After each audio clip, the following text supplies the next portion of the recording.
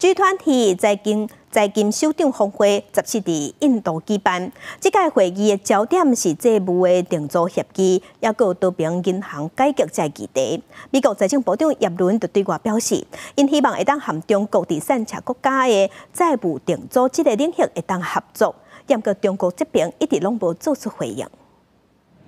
G20 20国集团财经首长峰会17伫印度举行，两天的会议将会讨论安怎伫个债务处理共同架构之下处理每一个国家的债务问题，一个加强多边开发银行加协调公布的气候行动。Since we last met in April, the global economic growth is below its long-run average and remains uneven. Further, the uncertainty around the outlook remains high, and downside risks to the outlook still persist,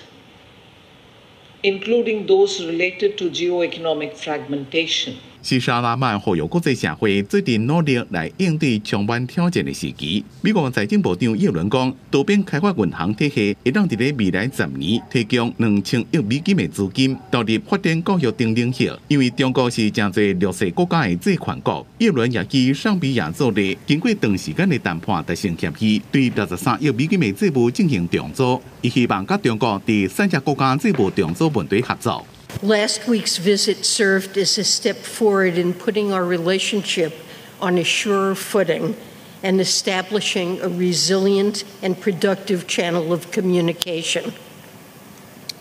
There's much more work to do, but I believe this trip was an important start.